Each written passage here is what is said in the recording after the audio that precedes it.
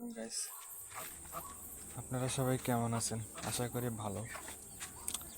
শিহাবান pets YouTube channel পক্ষ থেকে আপনাদের সবাইকে স্বাগতম। দেশি মুরগির খামার কিভাবে করতে হয়, দেশি মুরগির রোগবালাই সম্পর্কে সকল তথ্য ভিডিও মাধ্যমে আমি প্রকাশ করব আপনাদের মাঝে। কিভাবে কম খরচে এবং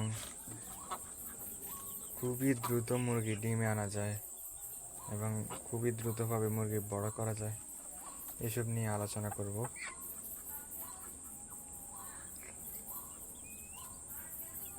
অবশ্যই আমার প্রতিনিয়ত আসা ভিডিওগুলি আপনারা ধৈর্য সহকারে দেখবেন, এতে করে আপনাদেরও উপকার হবে।